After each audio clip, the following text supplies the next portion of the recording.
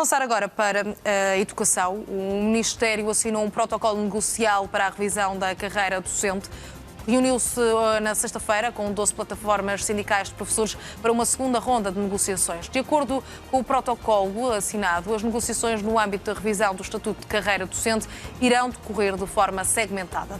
Depois, os temas relacionados com a mobilidade serão discutidos sem calendário definido: o recrutamento, o ingresso, formação e desenvolvimento profissional, também condições de trabalho, a revisão da carreira e um modelo de avaliação de desempenho do docente.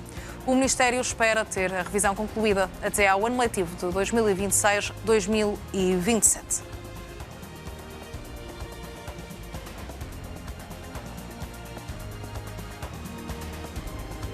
Junta-se a esta emissão do NAU Cristina Mota, do Movimento Missão Escola Pública, a quem eu agradeço desde já a disponibilidade. Muito bom dia, Cristina. A FENPROF afirma que existem 30 mil alunos sem pelo menos um professor no último dia de aulas do primeiro período e cerca de 2.300 que não tiveram mesmo aulas de estudo ou pelo menos uma disciplina. Muito tem que ver com a falta de recurso humano, já o disse aqui várias vezes. O que é que tem de ser feito então para garantir a atratividade da carreira? Os índices remuneratórios estão na base desta questão? Bom dia, Madalena. Agradeço o convite. Efetivamente, portanto, nós temos de rever muitas questões para tornar a carreira de facto atrativa e não as medidas que temos tido até agora, que de algum modo vêm apenas colocar pás de alcatrão, aliás, numa estrada que precisa de um tapete completo. Portanto, nós precisamos de medidas estruturais, efetivas e, como disse muito bem, relativamente aos índices salariais, eles têm de ser revistos de modo a termos efetivamente, portanto, jovens interessados em ingressar na profissão e termos também ainda alguns dos professores que nós temos a norte a quererem deslocar-se para sul, para terem, de facto, um horário que esteja disponível nesta zona onde existe, de facto, aqui um maior número de horários e falta de professores, mas precisamos também de outras medidas. Como disse há pouco, e, portanto, são números indicados pela FENPROF e que a Missão Escola Pública também já havia indicado, são cerca de 30 mil os alunos que não têm, portanto, professor,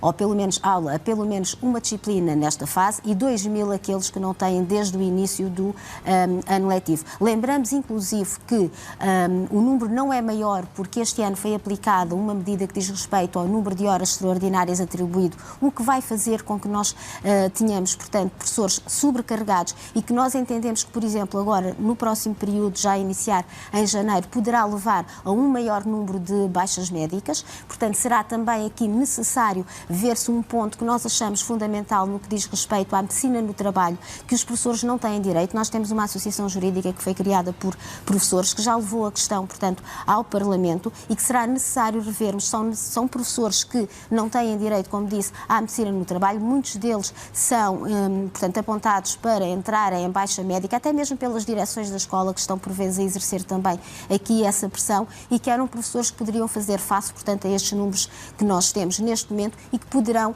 agravar. Lembro também que nós, neste momento, vamos iniciar 2025 com o mesmo problema da falta de professores, mas também com outros problemas que se lhes juntam, por exemplo... Quais são os grandes desafios para o próximo ano, Cristina Mota? Para já, a atratividade da carreira, sem dúvida, para termos um maior número de professores formados ou a regressarem ao ensino. Mas não só. Portanto, janeiro vai se caracterizar por um aumento de alunos estrangeiros no nosso sistema de ensino. Nós lembramos que, por exemplo, no Brasil terminam as aulas agora no final de dezembro e nesta altura do ano existe sempre, nomeadamente, este crescer, então, de alunos estrangeiros vindos do Brasil. E é algo que nós precisávamos de dar resposta já há bastante tempo e que não tem vindo a ser possível. Ainda que tenha sido anunciado no início do ano letivo que iríamos ter nas escolas mediadores, iríamos ter um reforço do português de língua não materna, mas efetivamente tal não aconteceu. Está anunciado para agora, para janeiro, mas lembramos que nesta fase já vai ser muito difícil fazer face ao que nós já temos, portanto, há respostas que precisávamos para estes alunos e ainda agravando com a questão de termos um maior número, certamente agora em janeiro. A estes alunos junta-se os alunos com necessidades educativas especiais. Portanto, que é preciso também dar aqui uma resposta e nós precisávamos de, à semelhança do Estatuto da Carreira Docente, que tem de ser revista este ano e daqui a pouquinho vamos ter a oportunidade certamente de falar sobre ele, mas de rever também aqui quer o Decreto 54, que diz respeito aos alunos com necessidades educativas especiais, quer até o próprio 55, que diz respeito, portanto, ao Estatuto do aluno que precisava também de ser revisto. Cristina Mota, vamos então falar sobre o Ministério da Educação, que assinou um protocolo negocial com alguns dos sindicatos para a revisão da carreira do docente. O objetivo é haver uma revisão integral, completa, em vez de sucessivas e pontuais? Seria necessário, sim. Portanto, lembramos que há 34 anos que o Estatuto não é revisto de forma fundamental. Tivemos apenas algumas questões que foram revistas ao longo dos anos, algumas que nos trouxeram, de facto, aqui também algumas questões que vieram prejudicar e muito a carreira docente. Por exemplo, a criação das vagas de acesso a determinados escalões, que não está previsto aqui neste protocolo negocial esta questão, mas que foi indicada pelo Ministro da Educação logo no início deste ano letivo como sendo algo que deveria de ser revisto e que deveria ser abolido. Portanto, essa questão das vagas. Mas temos outras questões. Falou-nos há pouco da questão dos índices salariais e é fundamental, sem dúvida. Mas não só. É preciso criar condições de trabalho para onde os professores, de facto, se sintam bem, que faça com que os que se encontram neste momento no sistema não abandonem rapidamente a profissão. E já agora, Madalena, uma questão que eu considero bastante interessante. Nós temos conhecimento de colegas que estão neste momento a pedir reformas antecipadas, com reformas que vão entre os 600 e 800 euros, para a Madalena verificar como está o desgaste da profissão, como está o sentimento dos professores nas escolas. Portanto, é preciso nós revermos estas questões. E para tal, ainda que seja o último ponto aqui neste protocolo negocial no que diz respeito à avaliação de desempenho, era uma questão que deveria ser desde já revista e que não tem custos. Portanto, não há aqui motivo algum para ser um dos últimos pontos a ser tratado. Há um outro ponto que tem que ver com as medidas de valorização. Este ano foi alcançada a recuperação do tempo de serviço desejada ou ficou muito aquém daquilo que se pretendia? Ficou aquém, para já, porque só temos a primeira tranche. É preciso que se tenha consciência disto. Portanto, a recuperação do tempo de serviço não foi de forma integral, para já. E depois tivemos o problema associado às plataformas que faz com que nós, neste momento, terminemos 2024 sem que todos os professores que deveriam ter tido a recuperação do tempo de serviço nesta fase não tivessem. E comparando já agora com o início de 2024, como é que avalia o ensino em Portugal? Está igual, melhor, pior?